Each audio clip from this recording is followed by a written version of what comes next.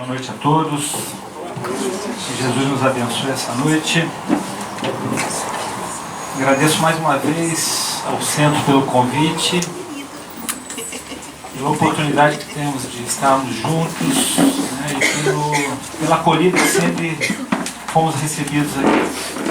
Nós tivemos há um mês atrás falando aqui sobre as bem-aventuranças, né, que é um episódio, é uma parte do Sermão da Montanha, né? E hoje praticamente é uma continuação do assunto que nós abordamos há 30 dias atrás. Então o assunto de hoje, né, o tema de hoje é o sal da terra e luz do mundo, né? Nós vamos fazer uma abordagem na visão da doutrina espírita. Como a doutrina espírita visualiza, né, como entende esse trecho, né, que consta da Bíblia, do Sermão da Montanha. Então vamos lá. Bom, o Sermão da Montanha, como já falamos das outras vezes, ele é um longo discurso de Jesus que pode ser lido no capítulo 5 do Evangelho de Mateus e no capítulo 20 do Evangelho de Lucas. Nessas homilias, né, nesse discurso propriamente dito de Jesus, o mestre ele profere lições de conduta moral, ditando os princípios que norteiam e orientam a verdadeira vida cristã. Essas, podemos considerar assim, instruções, né, na realidade é um resumo, né, dos ensinamentos de Jesus a respeito do reino de Deus. Como chegar ao reino de Deus. O texto que nós vamos analisar, como já falei, o sal da terra e luz do mundo, que também encontra-se no capítulo 5 de Mateus e no Evangelho de Marcos e de Lucas. Sob o ponto de vista, como também já falei, da doutrina espírita, está posicionado logo após as bem-aventuranças, levando-nos a interpretar que Jesus, após levantar o ânimo dos caídos, se dirige aos discípulos que o acompanhavam para apontar-lhes responsabilidades e conscientizá-los quanto aos compromissos que deveriam assumir. Este grupo de pessoas que acompanhavam Jesus, que Jesus lidou, né, estava muito longe do ideal. Ainda eram imperfeitos. Assim tinham eles de caminhar muito, com muita paciência, com muita determinação, com vontade, com muita vontade, com muita tolerância, principalmente com o próximo, para se tornarem cristãos crescidos e maduros. Nós conhecemos vários episódios de Pedro, de Mateus, de Judas, né, que muitas vezes não entendiam, apesar de participarem, estarem junto com o mestre o tempo todo, ainda não entendiam, né, de certa forma, como Jesus, o que Jesus queria expressar, qual é a doutrina que ele queria trazer à época. Então, na longa estrada do aprendizado, esses discípulos, né, que acompanhavam o mestre, experimentariam muitas decepções e muitos desânimos. Somente alguém que tivesse uma alentadora visão do futuro, movido do infinito amor e paciência e de persistência enérgica e perseverante, se aventuraria a tomar como alunos, aquele grupo de pessoas e fazer deles o que o mestre Jesus fez. E Jesus sempre, né? Isso aí, em várias passagens nós vimos isso, ele usando de parábolas, né, e conteúdos de muita significação simbólica para a época, né? Ele falava a respeito de azeite, cestos de flores, bodas, dinheiro, ovelha perdida, filho pródigo, o leproso, o cego, sementes e joio, portas largas e estreitas, sal e lâmpadas. E de tudo isso, ele tirava grandes lições.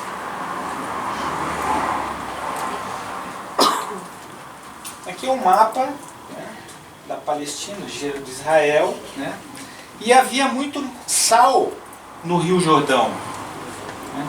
Todos sabiam que o sal era usado para dar gosto aos alimentos e também para preservá-los. Salinidade é uma medida da quantidade de sais existentes em massas de água naturais, como seja um oceano, um lago, um estuário, um aquífero, por exemplo. E a salinidade do Mar Morto é ainda perto de 10 vezes maior que a média dos mares e dos oceanos. Então, alto grau de salinidade na água. E Jesus sabia disso. Tanto é que utilizou, né, esse ensinamento que vamos ver agora.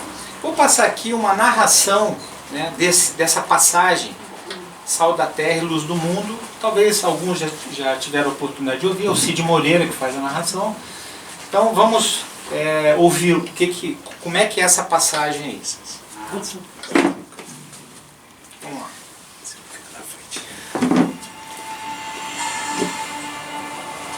Vocês, meus discípulos, devem ser como sal para este mundo.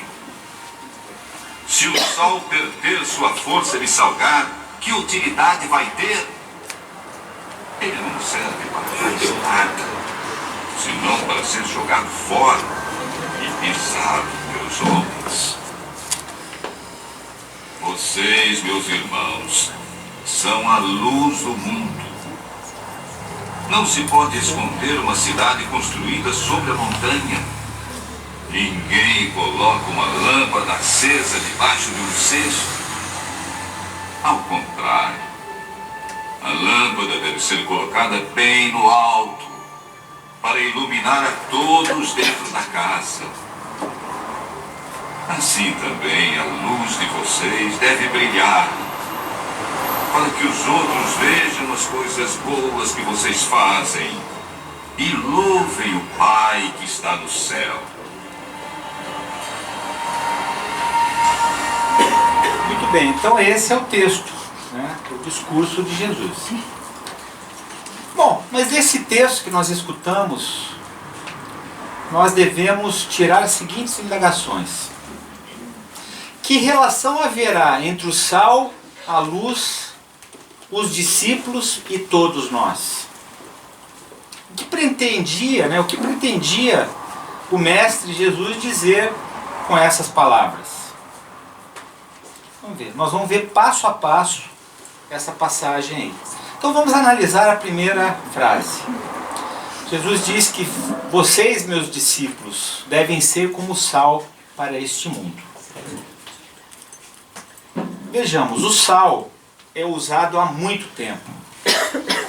As escrituras antigas mostram que no início da civilização o homem já produzia e utilizava o sal.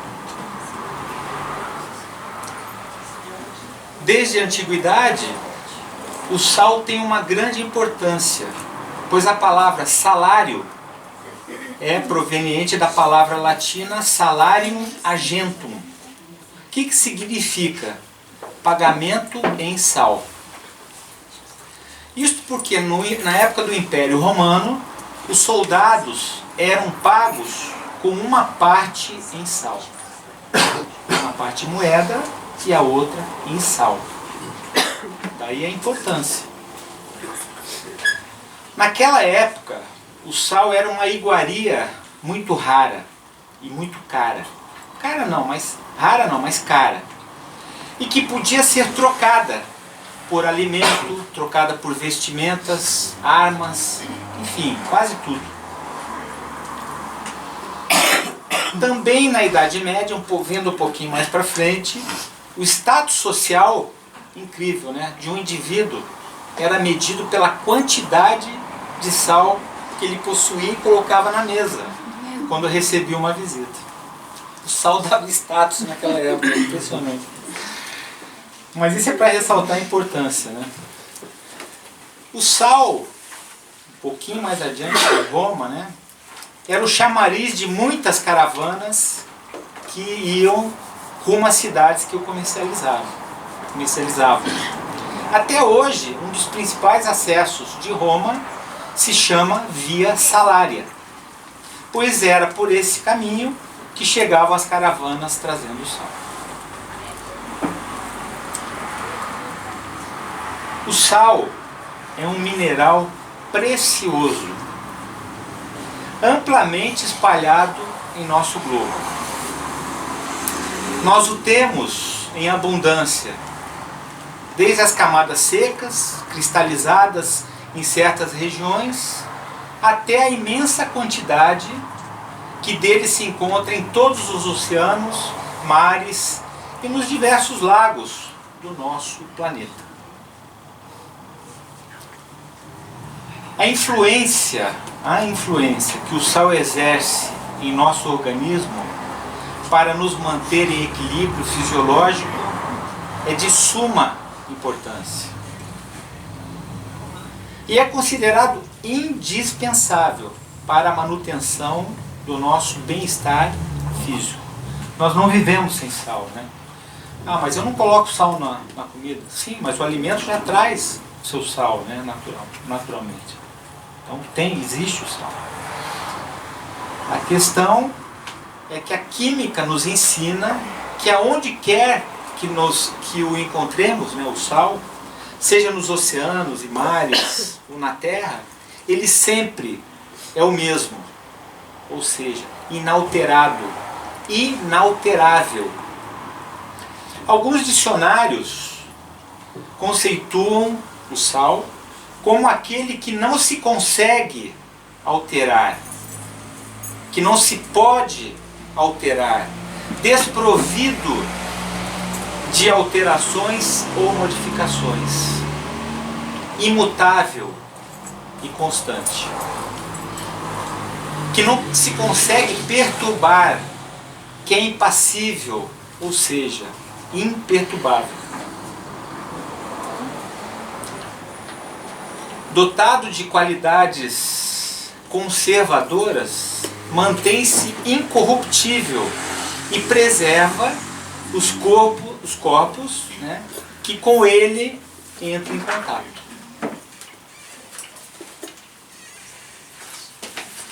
Já na condição de condimento, né, o sal deve ser utilizado de maneira adequada, de modo balanceado, de modo equilibrado.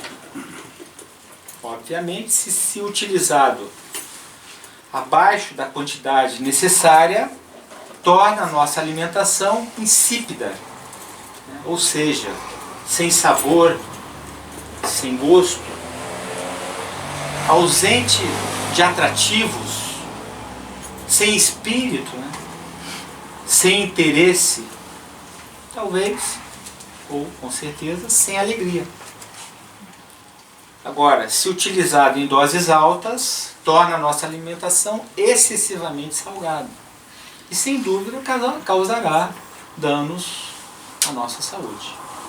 Como tudo na vida, nós temos que buscar o equilíbrio, né? Então, dessas indagações que fizemos, pode estar aí a relação entre o sal e os discípulos. O Mestre Jesus disse para os discípulos serem elementos preciosos, de grande utilidade na sociedade, honestos, incorruptíveis e preservadores da moralidade, aonde estiverem. Entenderam a similaridade do sal? Será que eles entenderam na época? Será que não estávamos lá juntos? Então Jesus tinha, por isso que ele tinha que usar de artifícios, parábolas, né, materiais da região, né, tudo que se tinha na natureza para explicar, né, e aí vai a inteligência do mestre, né, para a época, né, de tentar mostrar aos discípulos e quem os ouvia, né, explicar a sua doutrina, o seu evangelho. Bom, Jesus então ele quer que, em suma, né, que os seus discípulos, e aí nós devemos nos incluir também como os discípulos que somos de Jesus. Que esses discípulos se sobressaiam na esfera espiritual pelas mesmas características do sal. Pelas mesmas características que o sal representa no plano físico. Que hajam, né, junto às pessoas necessitadas e sofredoras, de forma discreta, comedida, equilibrada, ou seja, temperante. O sal representa um componente que impõe essa postura na nossa vida presente. E que devemos utilizar adequadamente os valores morais e intelectuais que já adquirimos na tarefa que nos foi confiada. Outro aspecto que o sal sugere é o da conservação. Não falamos anteriormente? Pois o ensino, fazendo uma analogia, pois o ensino de Jesus deve permanecer inalterável. Olha só a relação que ele fez com o sal, dos discípulos com o sal. Então, por tudo que simboliza o Evangelho de Jesus, é de aplicação indispensável para dar sabor à nossa vida, tornando-a saudável, tornando-a feliz.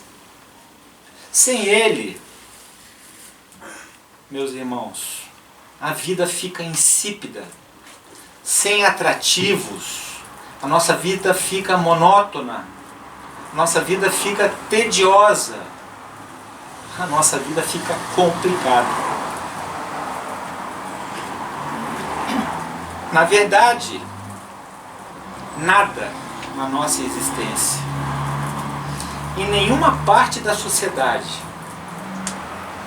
na nossa casa, no nosso trabalho, na nossa comunidade, terá maior felicidade, equilíbrio, doçura e paz na consciência sem uma pitada de evangelho em tudo que fizermos.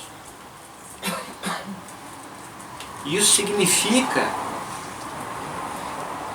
o empenho de aplicarmos um pouco de tolerância, um pouco de carinho, um pouco de bondade, um pouco de sacrifício, um pouco de renúncia em favor do nosso semelhante, em favor do nosso irmão.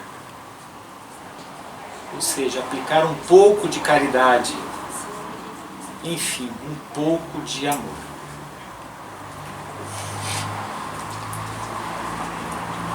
Uma outra frase na sequência, Jesus fala que se o sal perder a sua força de salgar, que utilidade vai ter? Ele não serve para mais nada, senão para ser jogado fora e pisado pelos homens. Se o sal for destituído do seu componente ativo, ele torna-se insonso. Se o sal se tornasse insonso, insípido, ou seja, se ele perder as suas qualidades que que o caracterizam, tornar-se-ia imprestável, não podendo então ser-lhe dado outra função a não ser aquela que é própria dele. Da mesma forma, fazendo daí uma comparação, é a nossa fé. Se a nossa fé for insípida, ela se tornará inválida, inútil. A fé não é um patrimônio que se possa transferir, mas sim uma conquista pessoal. Aquele que deseja prosseguir em sua ascensão espiritual, na sua caminhada evolutiva, precisa despertar para o Evangelho, sem ter uma crença cega. Pois se não entendermos, os ensinamentos cristãos, não podemos vivenciá-los. A fé tem que ser raciocinada, é o que diz a nossa doutrina espírita. Não é uma fé cega, é uma fé raciocinada. Então, procuremos viver o Evangelho fazendo a nossa reforma íntima. Acredito que todos os palestrantes que passam aqui abordam o tema reforma íntima. Acho que não tem nenhum que não fale, né? Porque é o que nós precisamos fazer, a nossa mudança interna, nossa reforma íntima. Isso aí ninguém vai fazer por ninguém. Nós que temos que fazer a nossa parte. Então, procuremos viver o Evangelho fazendo a nossa reforma íntima, cumprindo a nossa missão na Terra, que é fazer o próximo feliz e construir o paraíso na Terra.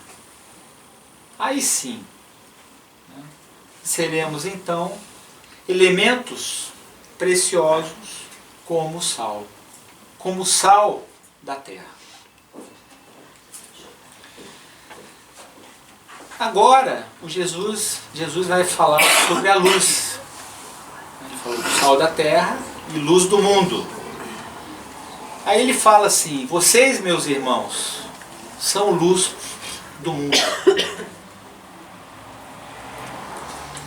Em mais uma simples frase, há um grande ensinamento. A luz é claridade. A luz é esclarecimento. A luz é elucidação. A luz é inteligência. É a faculdade de perceber as coisas. É um ponto de referência para a nossa caminhada evolutiva. Não tem aquela história da luz no fim do túnel? É isso. Ninguém como Jesus utilizou de forma tão excelente os vocábulos de incentivo a quem pretendesse estar com ele.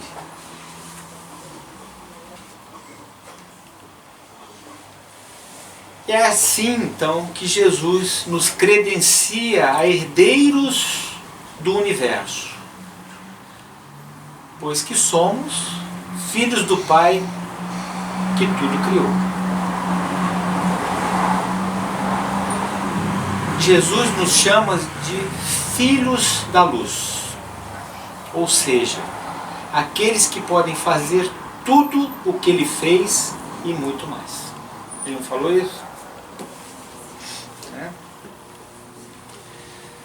De forma muito pequena, nós ficamos nos perguntando a respeito de algumas das suas afirmações. Ficamos nos perguntando de algumas afirmações que Jesus fez. Por nos considerarmos tão inferiores, tão longe da grandeza de que se reveste o Mestre. Aí nós nos indagamos se Jesus estaria certo a nos oferecer essas credenciais de filhos da luz. Filhos da luz, nós que nos sentimos ainda tateando na escuridão, de que luz nós dispomos? De que intensidade é a nossa luz?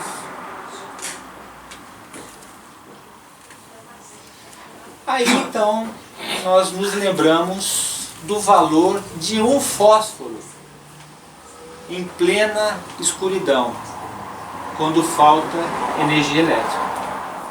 Quando falta luz, todo mundo vai correndo pegar o fósforo para acender uma vela. Então veja a importância de um fósforo na escuridão. Então, como uma luz fraca desse fósforo faz a diferença. Nós podemos então nos considerar como um fósforo aceso? Assim, assim, assim não. Sim? Não. Nós podemos nos considerar? Não! Sim? Sim? Sim? Ou não? Não, claro que sim. Né? A nossa chama não ilumina a grande distância, mas faz a diferença na escuridão total. Não é isso? Essa pequena luz nos retira por breves segundos da insegurança total da escuridão. Luz que nos permite ir em busca de uma lanterna, de uma vela ou de um lampião. Luz que nos permite, gente, ver o outro. Luz que nos permite perceber que não estamos sós. Tinha, portanto, toda a razão, Jesus, a nos estimular a andar no mundo como filhos da luz.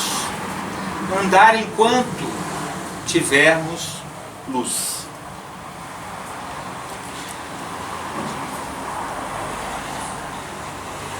Não nos preocupemos com a chama pequena, oscilante ou de pouca duração. Mostremos a nossa luz. Será a nossa contribuição para o mundo de regeneração que todos desejamos para nós, para os nossos filhos e para as futuras gerações. Vivemos num mundo de transição, também vários palestrantes já falaram isso. Estamos transitando para um mundo melhor, para um mundo de regeneração. Não é o ideal ainda, mas já estamos mudando. Será que nós vamos estar nesse mundo? Não sabemos. Vamos ter mérito, vamos ter que ter mérito, né, para continuarmos, né, a nossa trajetória. Deus queira que possamos ser abençoados e continuarmos, né, e um dia, quem sabe, nos mundos melhores, nos mundos mais felizes, né, que é o nosso destino. Num outro trecho, Jesus fala que não se pode esconder uma cidade construída sobre a montanha. Diante de todos os que sofrem na caminhada evolutiva, é importante que aqueles que mais têm conhecimento não guardem para si o que já adquiriram. Conhecimento dentro da doutrina espírita tem que ser divulgado. Nós temos que compartilhar os ensinamentos, os nossos conhecimentos. O que eu estou fazendo aqui estou compartilhando o meu entendimento sobre o assunto, né? Então estou aqui ajudando a divulgação da doutrina espírita, né? Divulgando a doutrina espírita, compartilhando o que entendemos sobre o assunto. E o que é mais importante, estou aprendendo também com vocês. Por isso eu sempre agradeço a oportunidade que temos aqui de estarmos juntos, compartilharmos esses ensinamentos do Mestre Jesus. Muitas vezes estudamos um trecho há um tempo atrás, Daqui a pouco temos uma interpretação, estudamos de novo, temos outra interpretação. A doutrina espírita nos dá essa possibilidade, né? E o estudo, vamos até falar daqui a pouco que o estudo da doutrina espírita é dinâmico, né? Então o conhecimento deve ser difundido, deve ser compartilhado com todos os nossos irmãos. São conquistas que de maneira nenhuma devem ser escondidas ou guardadas atrás do nosso egoísmo. E aí eu ressalto, né, a importância do estudo no centro espírita, né? Foi falado aqui na frente, a casa disponibiliza os estudos, nós temos no nosso centro também, Caminheiros do Bem, os estudos, né, baseado no material didático da Federação Espírita Brasileira. Temos lá o estudo sistematizado da doutrina espírita, né, enfim, estudo de mediunidade, os estudos de autoconhecimento, autodescobrimento, né. Então acredito que a casa tenha também, né, mas como nós falamos já no início, né, os discípulos têm que ter vontade, coragem, determinação, né, para o estudo. Mas eu não tenho tempo. O plano espiritual, quando você se dispõe a estudar, o plano espiritual te ajuda. No primeiro dia de aula vai furar o pneu do carro, né? O computador não vai funcionar, né? Vai ter algum problema, né, no trânsito, mas nós temos que ter a persistência. Vai chover, está chovendo, hoje eu não vou. Mas é muito importante, né? É muito grandioso, né? A gente se sente muito bem, né, fazendo o estudo, ainda mais em conjunto, que é um trabalho dinâmico, um estudo dinâmico, onde passamos, né? Claro, existe um coordenador que vai passar o tema, mas cada um vai falar sobre o que... A palavra é livre, vai falar o que interpretou daquele estudo, vai transmitir as suas experiências. Todos nós temos experiências de vidas diferentes. Imagina nesse grupo aqui de 30 pessoas, quanto a gente não pode aprender um com o outro, né? Então essa é a importância do estudo, né? E não adianta, se nós quisermos evoluir, fazer a nossa reforma íntima, como falamos aqui, nós temos que estudar, compreender o Evangelho, pelo menos tentar, né, compreender os ensinamentos de Jesus, do Evangelho, né? Então é muito importante o estudo no centro espírita, né, que nos proporciona condições para conhecer o Espiritismo de forma séria, de forma regular, de forma contínua. Não tem prova, não tem chamada. A prova é lá em cima depois, né? Nós vamos continuar estudando, diga-se passagem lá em cima, né? Aí que é o problema, né? Ai. Tendo como base, então, esse estudo de forma contínua, regular, as obras de Allan Kardec e o Evangelho do nosso amado Mestre Jesus. Vamos lá. Segundo Emmanuel, nesse livro Vinha de Luz, né, de Chico Xavier, ele fala que os iniciados à luz do Evangelho, os iniciados na luz do Evangelho, ele denomina até os espiritistas cristãos, possuem propriedades de conhecimento muito acima do entendimento normal dos homens. Na verdade, sabem que a vida continua. Esse é o trecho do livro. Que a vida continua além da morte. Que se encontram em uma escala temporária aqui na Terra, em busca de luz espiritual que lhes dará o necessário. Então, esse é o trecho do livro. Ele continua dizendo que toda oportunidade de trabalho que se apresenta, é uma dádiva do plano espiritual. Que ninguém está no nosso planeta para um simples passeio turístico ou uma excursão, mas sim uma missão evolutiva. Que a nossa existência na matéria tem como objetivo a redenção e o resgate. Nós estamos num mundo de provas e expiações. Então nós temos que fazer a nossa redenção, acertar os nossos débitos, não criar mais débitos, né? Muitas vezes, isso aí atribuímos, isso aí é coisa de vidas passadas, débitos anteriores. Mas muitas vezes nós criamos débitos nessa presente vida aqui. Né? E o que ele continua dizendo que os nossos atos, palavras e pensamentos que nos dizem respeito produzirão frutos eternamente. Isso foi o que Emmanuel disse no livro Vinha de Luz. Cada espírito aprende de acordo com a sua capacidade de entendimento, de acordo com a sua percepção e de acordo com o seu posicionamento na escala evolutiva. Nós estamos em 30 aqui aproximadamente, todos, né, já num patamar de evolução, mas diferentes na escala evolutiva. Uns mais acima, uns mais abaixo, né, mas todos evoluindo.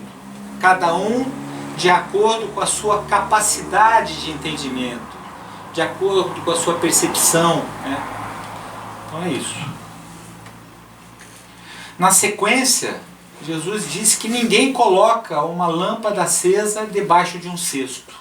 Ao contrário, a lâmpada deve ser colocada bem no alto, para iluminar a todos dentro da casa.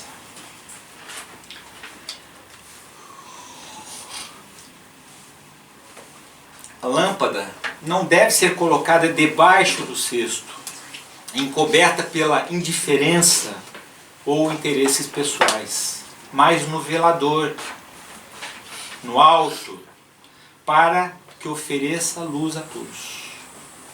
Essa lâmpada não está no chão, está em cima, para oferecer luz a todos. Luz, né, que indica a solidariedade, luz que indica o amor, o apoio mútuo, né, e a cooperação entre os seres, encarnados. Apoio mútuo, a cooperação mútua. O escritor Richard Simonetti, falecido ano passado, outubro do ano passado, né, ele, na sua obra A Voz do Monte, né, ele nos diz que o luzir, né, que quer dizer fazer irradiar a luz do Evangelho em nós, está condicionado à prática do bem. Aí ele ressalta que o verdadeiro cristão é alguém cujo comportamento é invariavelmente edificante. Grande escritor, Richard Simonetti. Na sequência, Jesus fala que assim também a luz de vocês deve brilhar, para que os outros vejam as coisas boas que vocês fazem. O Mestre, então, nos convoca a brilhar intensamente à luz das nossas conquistas evolutivas em favor dos nossos irmãos de caminhada, deixando de lado o nosso orgulho, deixando de lado o nosso egoísmo, para abrir definitivamente o entendimento entre os homens.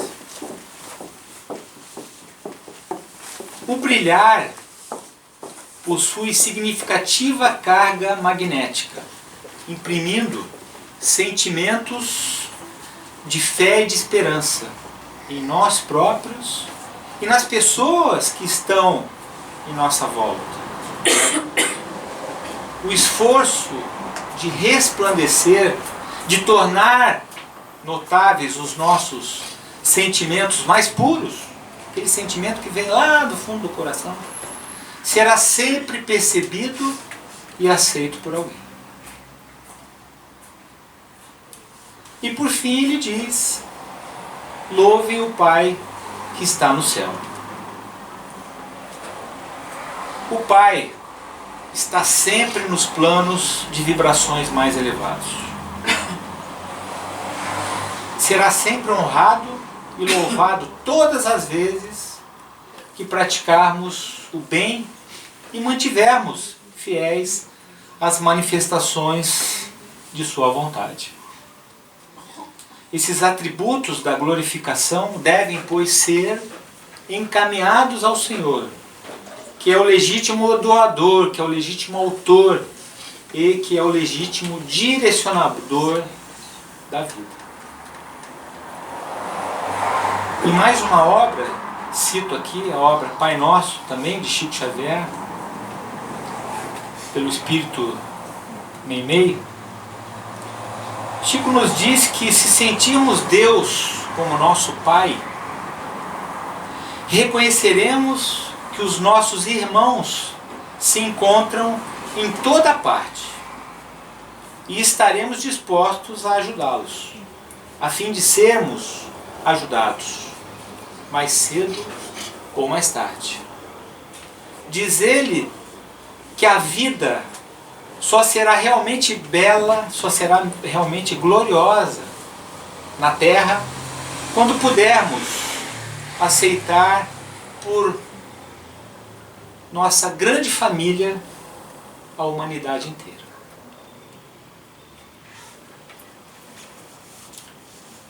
E finalizando, aí eu faço uma homenagem aqui ao Sr. Elias, que disse de um livro chamado A Vida de Jesus, ditada por ele mesmo. Pesquisei esse livro e trouxe um trechinho que eu achei muito interessante, porque nós falamos do Evangelho, né? Falamos do Sermão do Monte, e nós devemos sempre, como estamos fazendo, glorificar o nosso amado Mestre Jesus, que é o nosso modelo e guia, né? Kardec perguntou aos Espíritos, né, no Livro dos Espíritos, quem seria, né, o modelo para nós, entre outras coisas, para o homem seguir. E aí foi categórico o Espírito que respondeu: Jesus é o modelo, é o nosso modelo e guia. Então ele é o ser, né, o Espírito que nós devemos nos espelhar. Então esse texto chama-se O Retrato de Jesus, né, extraído então do livro A Vida Ditada por Ele Mesmo. A vida de Jesus ditada por Ele mesmo. Então começa assim: existe um homem chamado Jesus, que pelo povo dar a entender ser o profeta da verdade. E os seus discípulos dizem que é Filho de Deus, Criador do céu e da terra, e de todas as coisas que nela se acham e que nela têm estado. Em verdade, ó César, cada dia se ouvem coisas maravilhosas desse Jesus. Ressuscita os mortos, cura os enfermos, em uma só palavra. É um homem de justa estatura e é muito belo no aspecto. E há tanta majestade no rosto que aqueles que vêm são forçados a amá-lo ou temê-lo. Tem os cabelos de cor amêndoa bem madura. São distendidos até as orelhas e das orelhas até os ombros.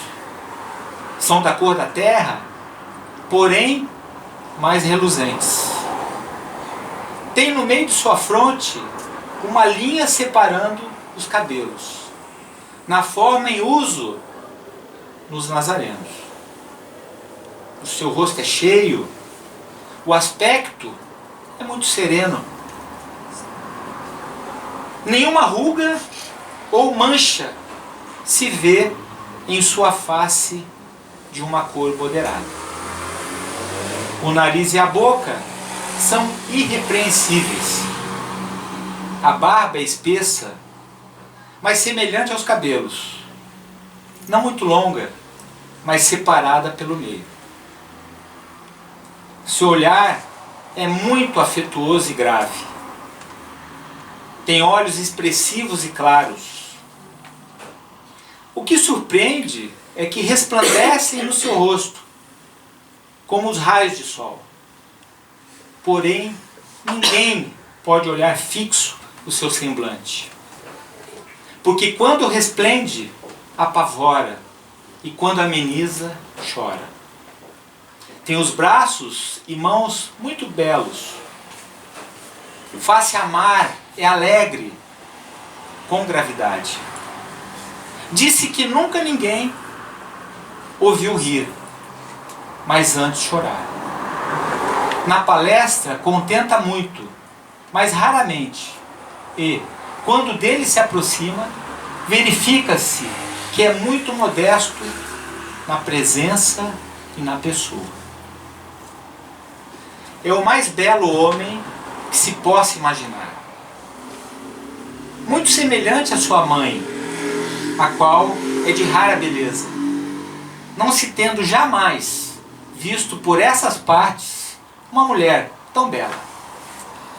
Porém, se a majestade tua, ó César, deseja vê-lo, como no aviso passado escreveste, dá-me ordens, que eu não faltarei de mandá-lo o mais depressa possível. De letras, faça admirar de toda a cidade de Jerusalém. Ele sabe todas as ciências e nunca estudou nada. Ele caminha descalço e sem coisa alguma na cabeça. Muitos se riem, vendo-o assim, descalço. Porém, em sua presença, falando com ele, tremem e admiram. Dizem que nenhum homem fora tão ouvido por essas partes.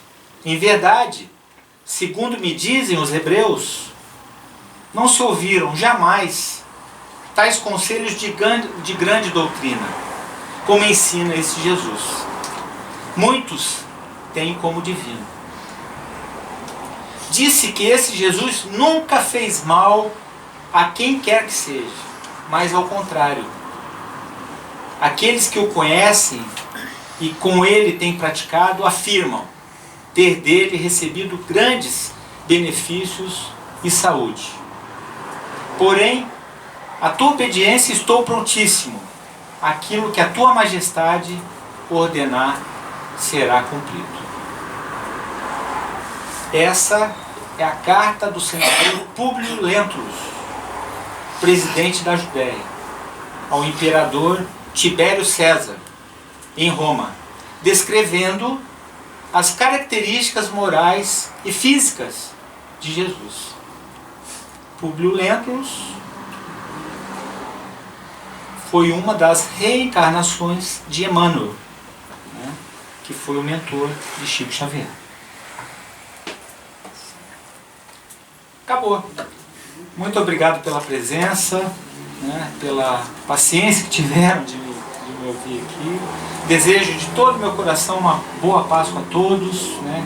Saímos daqui mais harmonizados, né, para que possamos transmitir essas energias aos nossos familiares, aos nossos amigos que porventura não puderam comparecer. Que Jesus nos ilumine hoje e sempre. Muito obrigado mais uma vez.